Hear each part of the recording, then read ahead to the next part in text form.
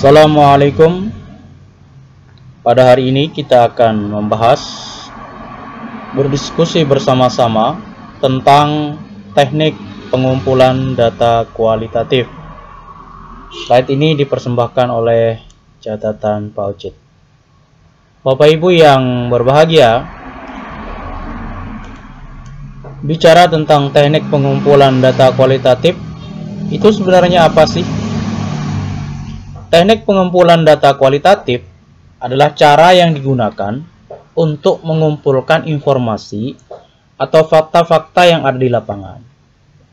Maksudnya adalah ketika kita ingin memperoleh sebuah informasi dari fokus penelitian kita, maka ada beragam cara, ada beragam teknik, ada beragam cara yang bisa digunakan untuk mengumpulkan data tersebut.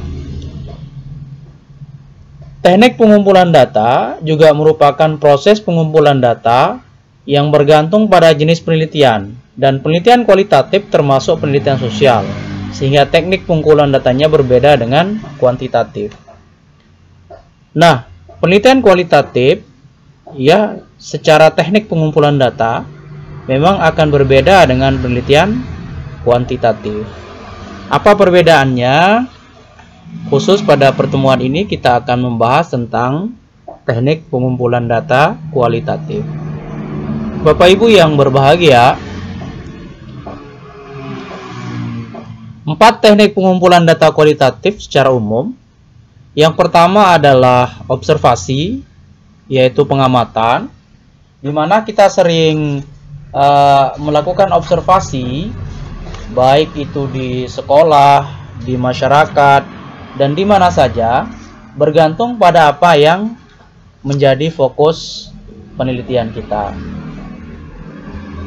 Yang kedua adalah wawancara, yaitu melakukan interview secara langsung kepada informan yang dapat memberikan informasi yang valid terhadap informasi yang kita eksplorasi. Teknik pengumpulan data kualitatif yang ketiga adalah dokumentasi, dan yang keempat adalah triangulasi. Apa definisi dan jenis daripada keempat teknik pengumpulan data kualitatif ini akan lebih jelas saya uraikan di bawah ini. Baik, untuk yang pertama adalah macam-macam observasi. Yang pertama adalah ada observasi partisipatif, yaitu di mana observasi ini peneliti terlibat dengan kegiatan sehari-hari yang dilakukan oleh objek penelitian. Jadi peneliti hadir di situ, mengamati, kemudian mencari informasi tentang apa yang ingin dieksplorasi atau informasi apa yang ingin dilihat. Yang kedua adalah observasi tersamar. Nah, observasi tersamar ini yaitu melakukan pengumpulan data secara terus terang kepada sumber data bahwa ia sedang melakukan penelitian, atau tidak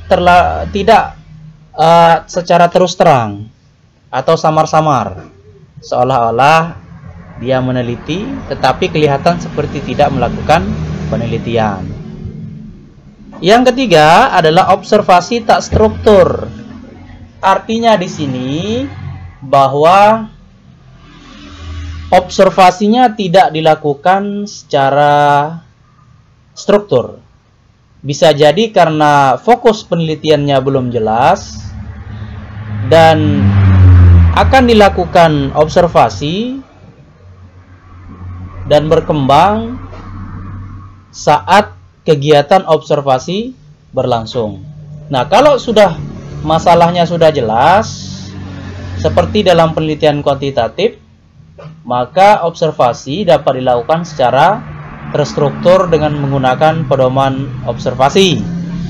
Adapun observasi tidak terstruktur, ya tidak dipersiapkan secara sistematis tentang apa yang akan diobservasi. Hal ini karena peneliti tidak tahu secara pasti tentang apa yang akan diamati. Ini yang dimaksud dengan observasi tak terstruktur.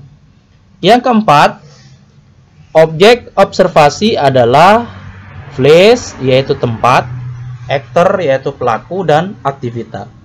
Jelas bahwa yang diobservasi itu adalah tempatnya, pelakunya, dan aktivitasnya.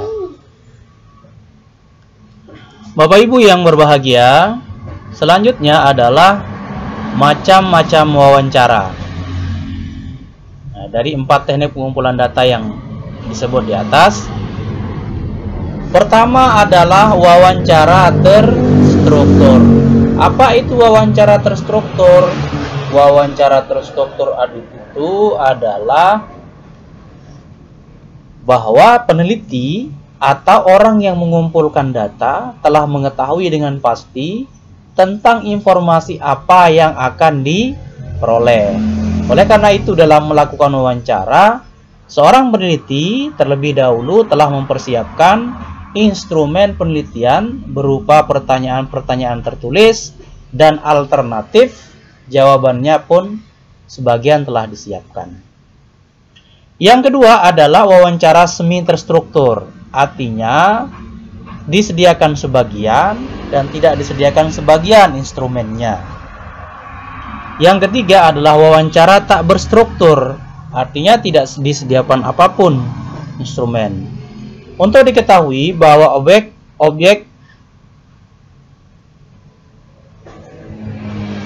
ya, mohon maaf, ini keliru ya. Bapak Ibu yang berbahagia, langkah-langkah wawancara. Yang pertama adalah menetapkan tujuan wawancara yang dilaksanakan. Yang kedua adalah menyiapkan pokok masalah yang menjadi topik pembicaraan. Ya, yang pertama ini siapa tujuan kita wawancara? Kepada siapa dia? Kemudian yang kedua adalah menyiapkan pokok masalah supaya tidak bias. Biasanya kita akan bingung ketika melakukan wawancara. Nah, supaya tidak bias, kita bisa menyiapkan pokok-pokok masalah yang menjadi topik pembicaraan. Yang ketiga adalah mencairkan suasana dengan informan. Bisa bertanya rokok, bisa bertanya kopi, bisa bertanya musim apa, sekarang sedang apa, dan seterusnya. Atau bisa mengungkapkan informasi-informasi yang mungkin booming di tengah masyarakat dan membutuhkan tanggapan dari informan itu sendiri. Yang keempat itu adalah melaksanakan wawancara. Yang kelima mengkonfirmasi hasil wawancara. Dan yang keenam menuliskan hasil wawancara ke dalam catatan lapangan. Artinya kita membuatkan logbook ya. Dan yang ketujuh adalah melakukan tindak lanjut hasil wawancara, yaitu dengan melakukan analisis data dan seterusnya. Bapak Ibu yang berbahagia, selanjutnya adalah triangulasi, dokumentasi. Apa itu dokumentasi? Merupakan catatan peristiwa yang sudah berlalu. Dokumen dapat berbentuk tulisan, catatan, gambar, atau karya-karya monumental dari seseorang. Dokumen berbentuk tulisan misalnya catatan harian, sejarah kehidupan, biografi, dan lainnya. Dokumen berbentuk gambar misalnya foto, gambar hidup, sketsa, dan lain sebagainya. Contohnya adalah ketika kita ingin meneliti tentang biografi seorang tokoh, maka kita akan membahas di situ tentang sejarah kehidupan, catatan hariannya, dan lain sebagainya. Begitu juga ketika kita melakukan penelitian tentang sekolah misalnya, kita juga meminta data-data sejarah sekolah, kemudian data guru, dan lain sebagainya. Bapak Ibu yang berbahagia, biasanya studi dokumentasi ini menjadi pelengkap dari wawancara dan observasi.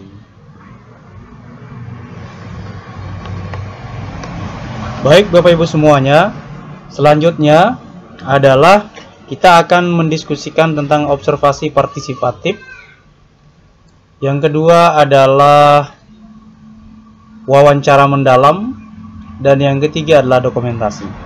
Kita lihat Bapak Ibu bahwa di sini jika sumber datanya sama, kemudian metode pengumpulan datanya itu berbeda, yaitu menggunakan observasi, wawancara, dan dokumentasi. Ketiga metode pengumpulan data ini untuk sumber data yang sama, maka disebut triangulasi teknik. Sekali lagi, 3 metode pengumpulan data untuk sumber data yang sama disebut triangulasi teknik. Triangulasi yang kedua, sebagai contoh, kita melakukan wawancara mendalam kepada sumber informan A, kepada informan B, kepada informan C, maka satu metode pengumpulan data digunakan untuk mewawancarai 3 informan yang berbeda, disebut triangulasi sumber. Demikian yang bisa saya sampaikan Bapak Ibu yang berbahagia, semoga bermanfaat dan menjadi amal jariah kita semua. Dan bila berkenan, tekan tombol subscribe. Assalamualaikum warahmatullahi wabarakatuh.